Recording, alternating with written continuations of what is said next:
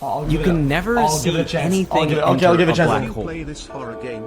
Imagine you trap your nemesis in a rocket ship and blast him off towards a black hole. He looks back at you, shaking his fist at a constant rate. As he zooms in, gravity gets stronger, so you'd expect him to speed up. But that is not what you see. Instead, the rocket ship appears to be slowing down.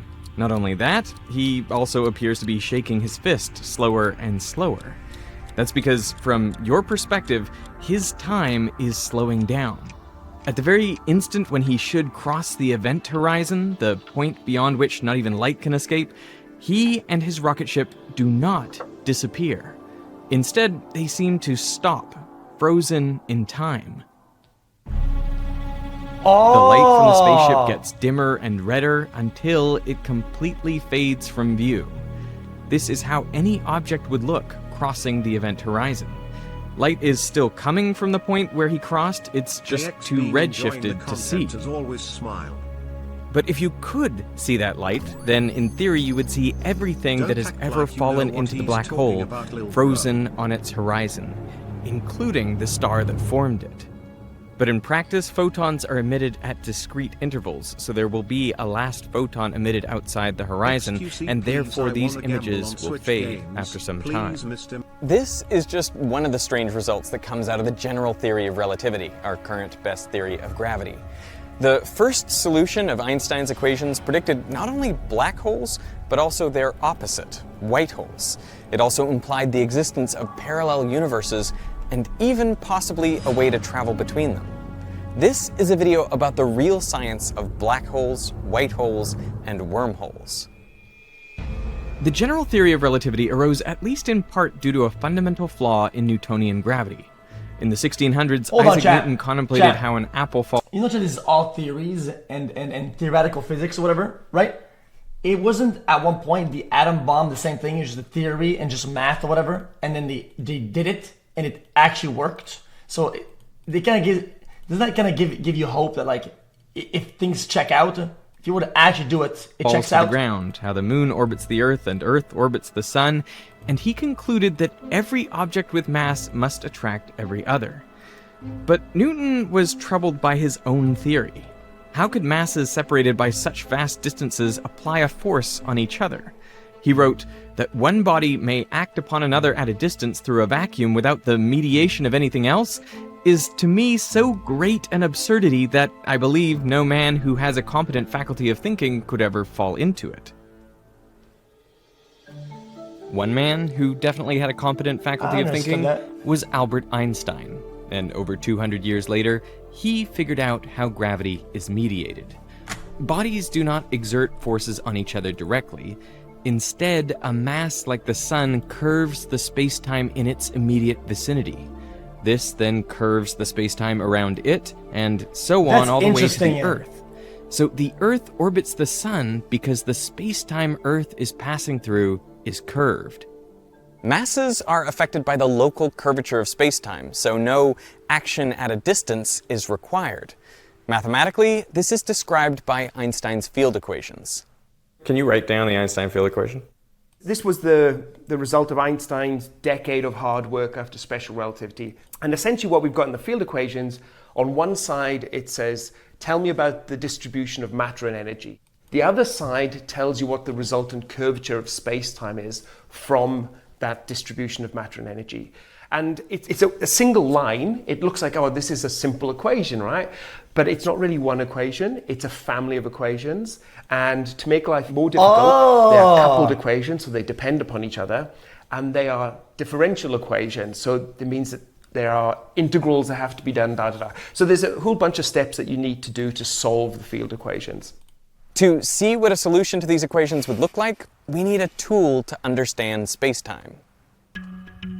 So imagine you're floating around in empty space. A flash of light goes off above your head and spreads out in all directions.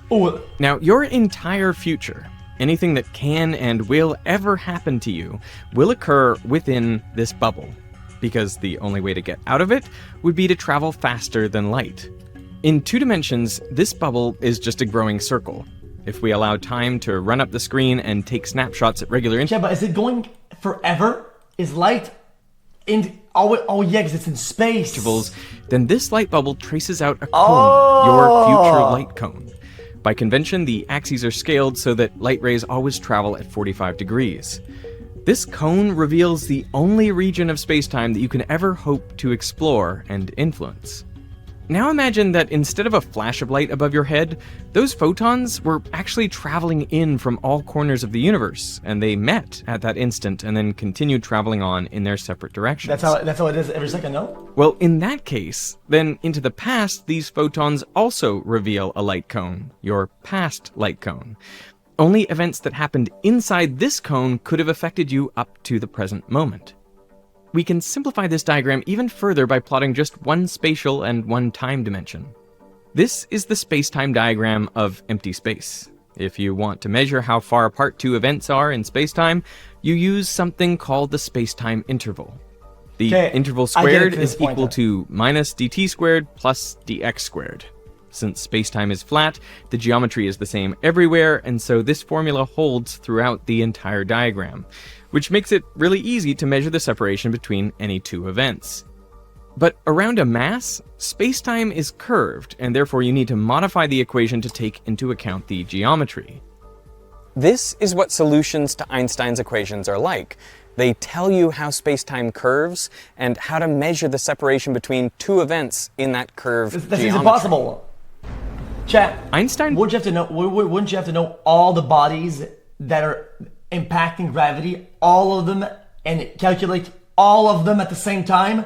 What if there's something that you don't see? Chat, what if everything that we ever know of, we're also spinning it, and that is in a galaxy that's also spinning it, and that's also spinning it, and we're also spinning in a spinner. And it is Published his equations in indefinite spinning. 1915 during the First World War, but he couldn't find an exact solution. Luckily, a copy of his paper made its way to the Eastern Front, where Germany was fighting Russia. Stationed there was one of the best astrophysicists of the time, Karl Schwarzschild. Despite being 41 years old, he had volunteered to calculate artillery trajectories for the German army. That sounds kind of fun. At least until a greater challenge caught his attention. How to solve Einstein's field equations. Schwarzschild did the standard physicist thing and imagined the simplest possible scenario, an eternal static universe with nothing in it except a single spherically symmetric point mass. This mass was electrically neutral and not rotating. Chat, I don't want to be dark, Chat, but if you do like math and you do a bunch of theory and shit and a bunch of like only numbers, I just said it's fun because like, even though I get it's war and it's boom and explosions, you get to see the numbers affect in real time. You get to see. Since this was the only feature of his universe, he measured everything using spherical coordinates relative to the center of this mass. So r is the radius, and theta and phi give the angles. For his time coordinate, he chose time as being measured by someone far away from the mass, where spacetime is essentially flat. Using this approach, Schwarzschild found the first non-trivial solution to Einstein's equations, which nowadays we write like this. This Schwarzschild metric describes how spacetime curves outside of the mass. It's pretty simple and makes intuitive sense. Far away from the mass, spacetime is nearly flat, but as you get closer and closer to it, spacetime becomes more and more curved, it attracts objects in, and time runs slower. Schwarzschild sent his solution to Einstein, concluding with, "The war treated me kindly enough, in spite of the heavy gunfire, to time runs slower, or is it takes more time overall, and therefore it allow me to get away from it all and take this walk in the slower. land of your ideas." Einstein replied, "I have read your paper with the utmost interest. I had not expected that one could formulate the exact solution to the problem in such a simple way." But what seemed at first quite simple soon became more complicated. Shortly after Schwarzschild's solution was published, people noticed two problem spots. At the center of the mass, at r equals 0, this term is divided by 0, so it blows up to infinity, and therefore this equation breaks down and it can no longer describe what's physically happening. This is what's called a singularity. Maybe that point could be excused because it's in the middle of the mass, but there's another problem spot outside of it. at a special distance from the center, known as the Schwarzschild radius, this term blows up. So there is a second singularity. What is going on here? Well, at the Schwarzschild radius, the spacetime curvature becomes so steep that the escape velocity, the speed that anything would need to leave there, is the speed of light. And that would mean that inside the Schwarzschild radius, nothing, not even light, would be able to escape. So you'd have this dark object that swallows up matter and light. A black hole, if you will. But most scientists Chad, doubted can you make this faster? Can you go fast in the speed of light? that such an object could exist, because it would require a lot of mass to collapse down into a tiny space. Then the only way to leave that is impossible then, right? So how could we... Then nothing How could leaves. that possibly ever happen? So what happens when it's filled? Astronomers at the time were studying what happens at the end of a star's life. During its lifetime, the it inward force of grows. gravity is balanced by the outward radiation pressure created by the energy released through nuclear fusion. But when the fuel runs out, the radiation pressure drops, so gravity pulls all the star material inwards. But how far? Most astronomers believed some physical process would hold it up. And in 1926, Ralph Fowler came up with a possible mechanism. Pauli's exclusion principle states that fermions, like electrons, cannot occupy the same state. So as matter gets pushed closer and closer together, the electrons each occupy their own tiny volumes. But Heisenberg's uncertainty principle says that you can't know the position and momentum of a particle with absolute certainty. So as the particles become more and more constrained in space, the uncertainty in their momentum, and hence their velocity, must go up. So the more a star is compressed, the faster electrons will wiggle around, and that creates an outward pressure. And then what about boom? This electron degeneracy pressure would prevent the star from collapsing completely. Instead, it would form a white dwarf with a density much higher than a normal star. And remarkably enough, astronomers had observed stars that fit this description. One of them was Sirius B. But the relief from this discovery was short-lived. 4 years later, 19-year-old Subramanian Chandrasekhar traveled by boat to England to study with Fowler and Arthur Eddington, one of the most revered scientists of the time. During his voyage, Chandrasekhar realized that electron degeneracy pressure has its limits. Electrons can wiggle faster and faster, but only up to the speed of light. That means this effect can only support stars up to a certain mass, the Chandrasekhar limit. Beyond this, Chandrasekhar believed not even electron degeneracy pressure could prevent a star from collapsing. But Eddington was not impressed. He publicly blasted Chandrasekhar, saying, "There should be a law of nature to prevent a star from behaving in this absurd way." And indeed, scientists did discover a way that stars heavier than the Chandrasekhar limit could support themselves. He was wrong. When a star collapses beyond a white dwarf, electrons and protons fuse together to form neutrinos and neutrons. These neutrons are also fermions, but with nearly Nutrients. 2,000 times the mass of an electron, their degeneracy pressure is even stronger. So this is what holds up neutron stars. There was this conviction among scientists that even if we didn't know the mechanism, something would prevent a star from collapsing into a single point and forming a black hole. Because black holes were just too preposterous to be real. The big blow to this belief came in the late 1930s, when J. Robert Oppenheimer and George Volkoff found that neutron stars also have a maximum mass. Shortly after, Oppenheimer and Hartland Snyder showed that for the heaviest stars, there is nothing left to save them when their fuel runs out. They wrote, "This contraction will continue indefinitely." But Einstein still couldn't believe it. Oppenheimer was saying that stars can collapse indefinitely, but when Einstein looked at the math, he found that time freezes on the horizon, so it seemed like nothing could ever enter. Why would they know that? Suggested that either there's something we don't understand, or that black holes can't exist. But Oppenheimer offered a solution to the problem. He said, to an outside observer, you could never see anything go in, but if you were traveling across the event horizon, you wouldn't notice anything unusual, and you'd go right past it without even knowing it. So how is this possible? We need a space-time diagram of a black hole. So won't you rip apart? On the left is the singularity at r equals 0. The dotted line at r equals 2m is the event horizon. Since the black hole doesn't move, these lines go straight up in time. Chat, even the difference, a slightly bit of speed from one place to another, if you go towards it, you would rip. Now let's see how ingoing and outgoing light rays travel in this curved geometry. When you're really far away, the future light cones are at the usual 45 degrees. But as you get closer to the horizon, the light cones get narrower and narrower, until right at the event horizon, they're so narrow that they point straight up. And inside the horizon, the light cones tip to the left. It's like a cylinder. But something strange happens with ingoing light rays. It's like calculus. They fall in, but they don't get to r equals 2m. They actually asymptote to that value as time goes to infinity. But they don't end at infinity. Like integrals. Right? Mathematically, they are connected and come back in, and they're traveling in this direction. And this bothered a lot of people. This bothered people like Einstein, because he looked at these equations and went, well, if nothing can cross this sort of boundary, then how could there be black holes? How could black holes even form? So what is going on here?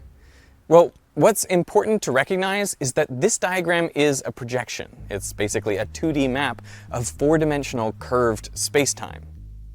It's just like projecting the 3D Earth onto a 2D map. When you do that, you always get distortions. There is no perfectly accurate way to map the Earth onto a 2D surface. But different maps can be useful for different purposes. For example, if you want to keep angles and shapes the same, like if you're sailing across the ocean and you need to find your bearings, you can use the Mercator projection. That's the one Google Maps uses. A downside is that it misrepresents sizes. Africa and Greenland look about the same size, but Africa is actually around 14 times larger. The Gall-Peters projection keeps relative sizes accurate, but as a result, angles and shapes are distorted. In a similar way, we can make different projections of 4D spacetime I actually knew that. study different properties of it.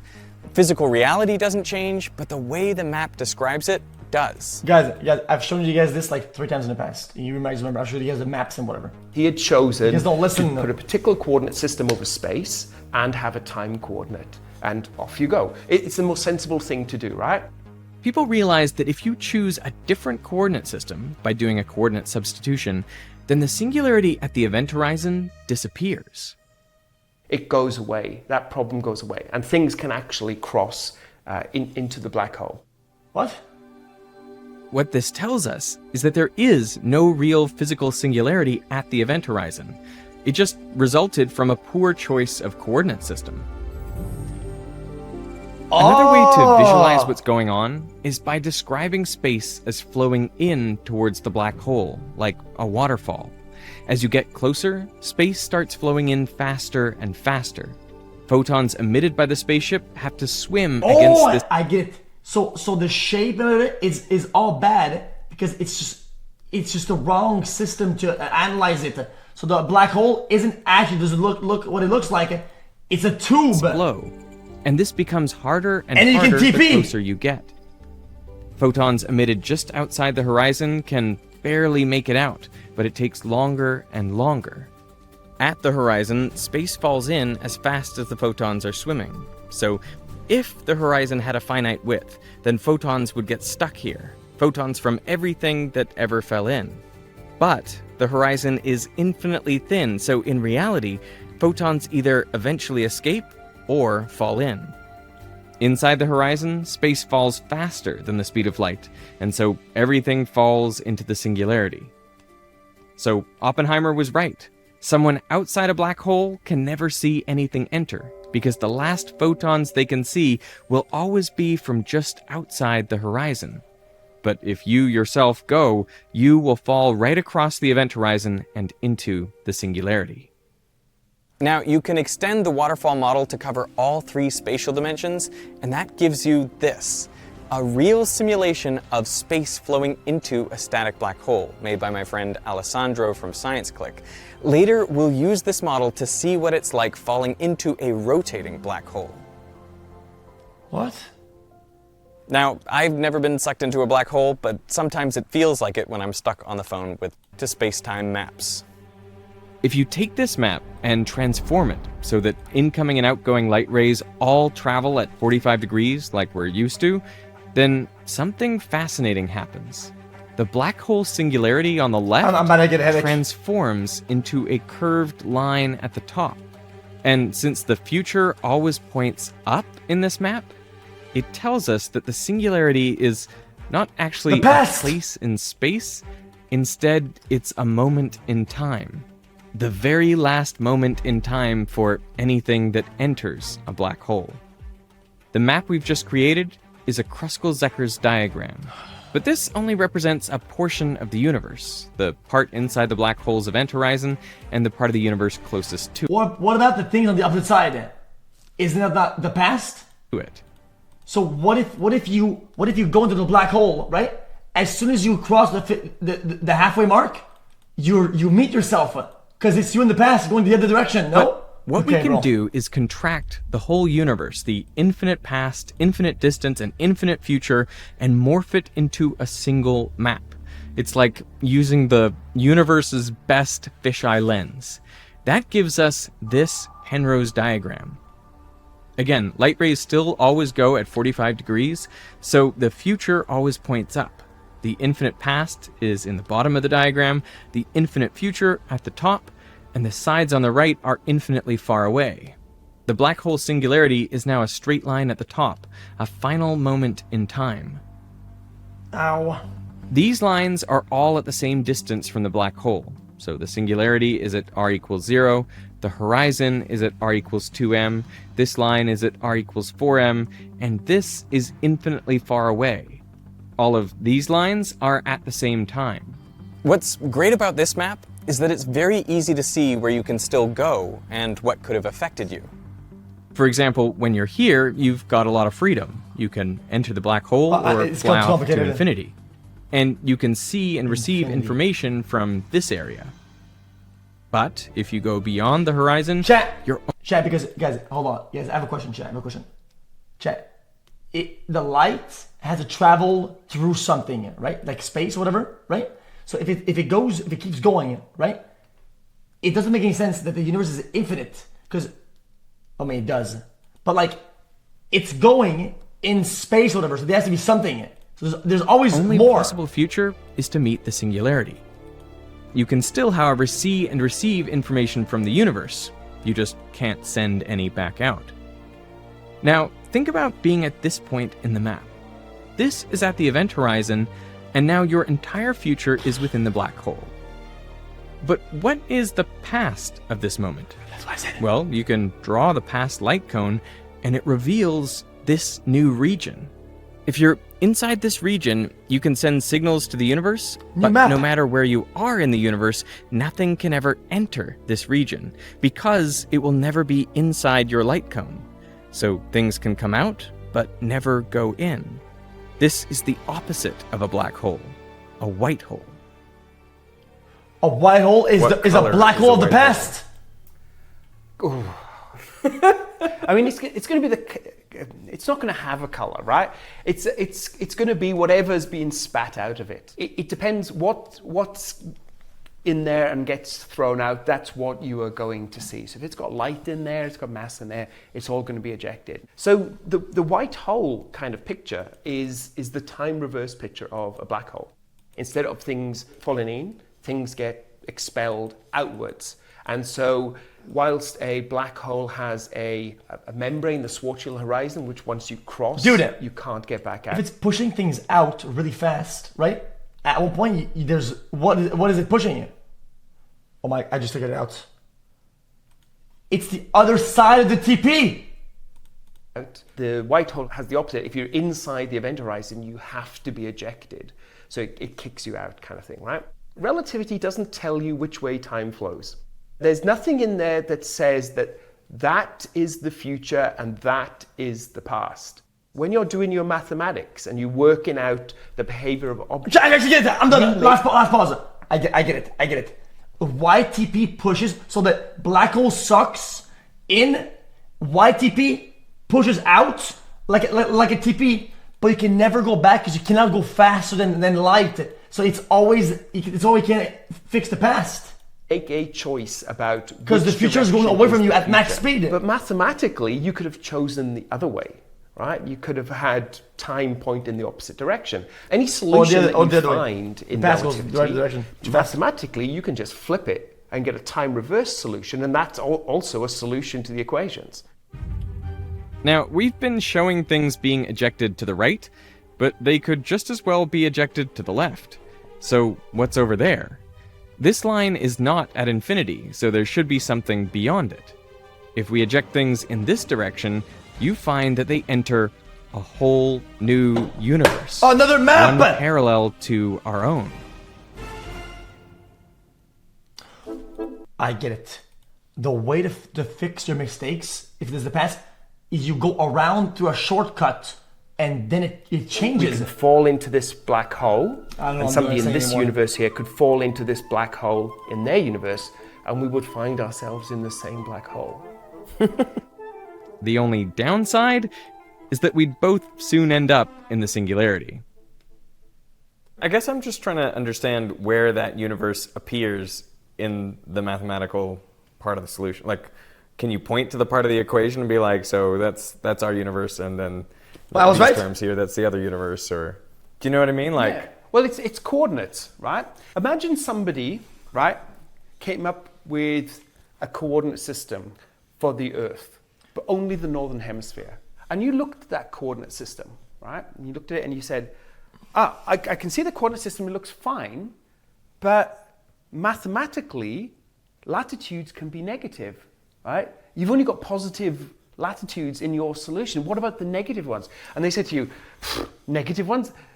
No southern hemisphere, right? And you've got to go, well, the mathematics says that you can have negative latitudes. Maybe we should go and look over the equator to see if there is something down there. And I know that's a kind of extreme example because we know we live on a globe, but we don't know the full geometry of what's going on here, in the sense that Schwarzschild laid down coordinates over part of the solution. It was like him only laying down coordinates on the northern hemisphere. Chad, this is a video chat is going to make me turn into a flat earther. Why is everything a globe? Everything is a globe, and I'm getting annoyed, chat. Everything that we know of, there's nothing else but globes.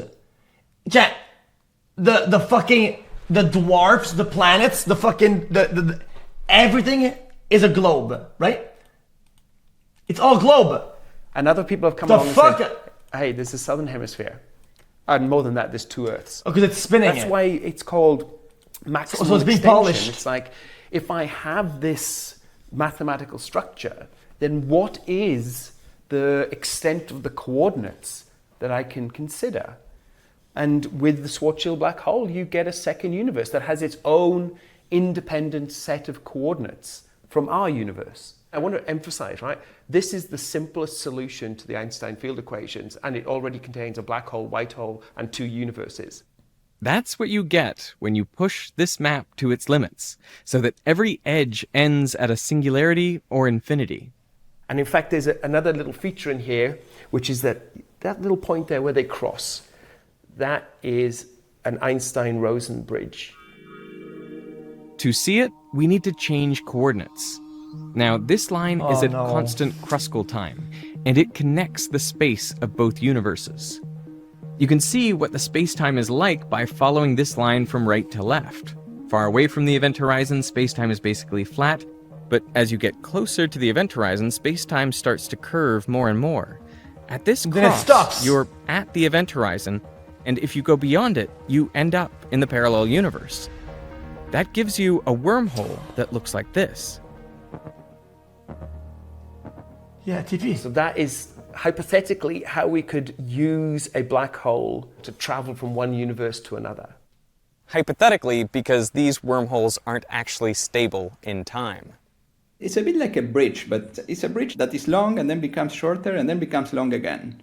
And if you try to to traverse this bridge. At some point, the bridge is only very short, right? And you say, well, let me just cross this bridge. But as you start crossing the bridge and start running, your speed is finite, right? The speed of light, roughly. And then the bridge starts becoming stretching, and you never come out the other side. Oh, This it's pitching a off bait. always happens too fast for anything to travel through. You can also see this if you look at the Penrose diagram, because when you're inside one universe, there isn't a light cone that can take you to the other universe. But wouldn't it like go exponential, less, but it would never hit zero?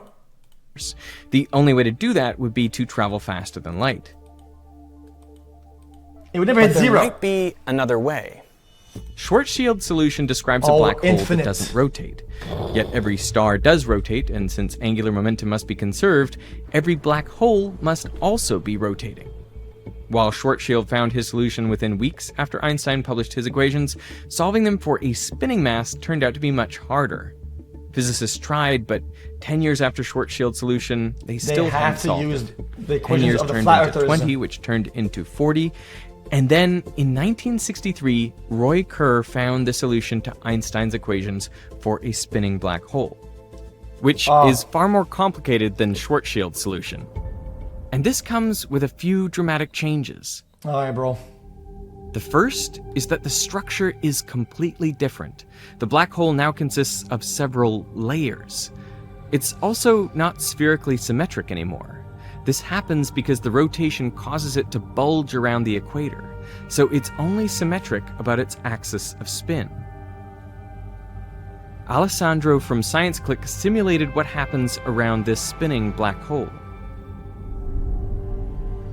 Space gets dragged around with the black hole, taking you and the particles along with it.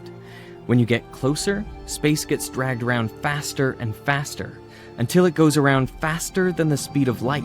No! You've now entered into the first new region, the ergosphere. But we can't. 'Cause No we matter can't go how faster. hard you fire your rockets here, it's impossible to stay still relative to distant stars. But because space doesn't flow directly inward, you can still escape the black hole. When you travel in further, you go through the next layer, the outer horizon, the point of space no can. return.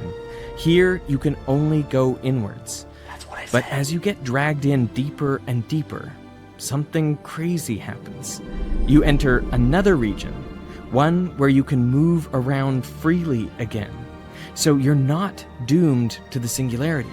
You're now inside the inner event horizon. Only Here, space can do you that, can though. actually see the singularity. In a normal black hole, it's a point. But in a rotating black hole, it actually expands out to be a ring.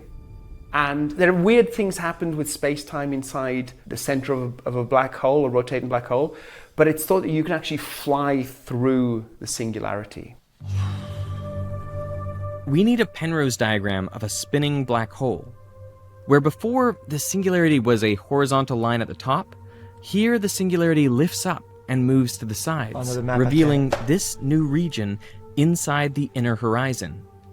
Here we can move around freely and avoid the singularity. But these edges aren't at infinity or a singularity, so there must be something beyond them. Oh, dude. Well, dude. when you venture further, you could find yourself in a white hole, which would push This you is some out battle pass into bullshit. a whole nother universe. You can have these pictures whereby you're in one universe, you fall into a rotating black hole, you fly through the singularity, and you pop out into a new universe from a white hole. And then you can just continue playing this game. Extending this diagram infinitely far. But there is still one thing we haven't done: brave the singularity. So you aim straight towards the center of the ring and head off towards it. But rather than time ending, you now find yourself in another universe. Chat, wouldn't it be faster that just go on the edges? Wouldn't you go faster if you go and use the Range universe, one where gravity pushes instead of pulls. This is known as an antiverse. If that's too weird, you can always jump back across the singularity and return to a universe with normal gravity. It'd be faster. And I know this is basically science fiction, right? But if you take the solutions of relativity essentially at face value and add on a little bit, which is what Penrose does here. It says, oh look, these shapes are very similar.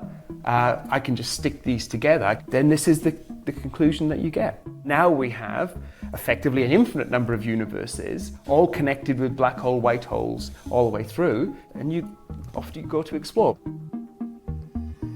But it'll be a very brave person who's the first one who's going to leap into a rotating black hole to find out if this is correct. Yeah, I would not sign up. Oh, chat, I'm confused. Chat, to go faster than the speed of light, only space can do that. So even if you were to do that, you would still not go faster. You would still be limited by the speed of light, so it doesn't even matter. So could these maximally extended Schwarzschild and Kerr solutions actually exist in nature? Well, there are some issues. Both the extended Schwarzschild and Kerr solutions are solutions of eternal black holes in an empty universe. As you say, it's an eternal only the space, solution. nothing else. So right? It stretches infinitely far into the past and infinitely far. So the best you can do is pause time to nearly zero at like 0.0. When you're at the edge, it's like that's the best you can do is nearly stop time. The future. And so there's no formation mechanism in there. It's just a static solution. And I think that is part of the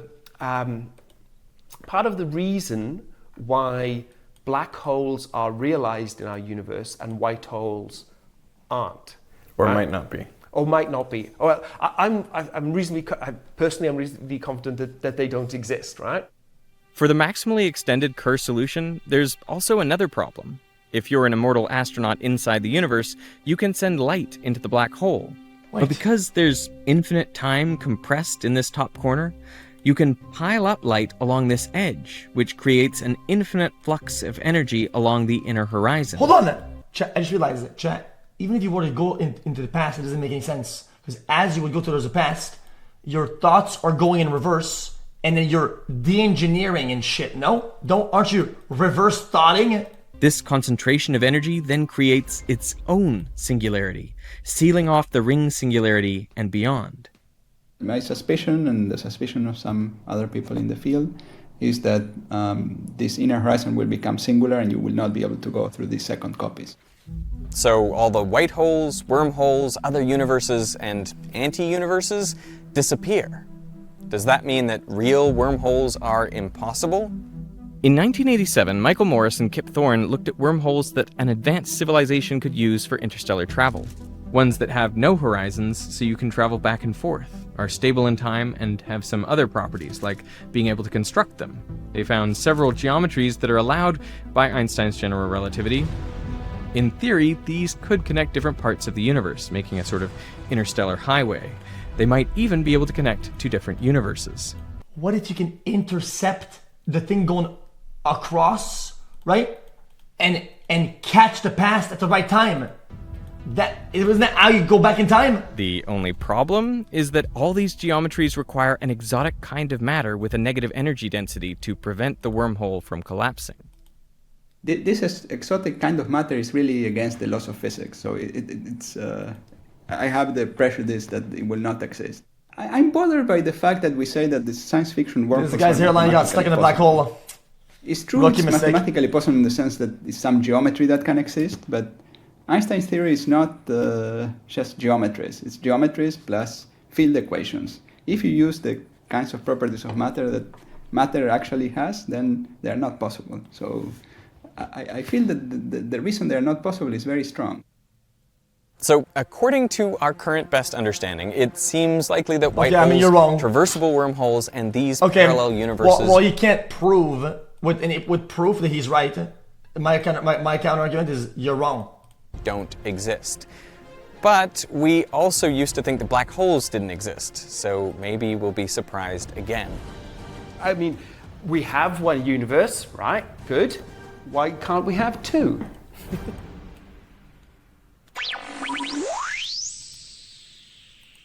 Yeah, this is the same thing as, I knew this would be the same thing as in all the other theory videos. The video ends and you just feel like you know somehow less. And it's like the world makes less sense.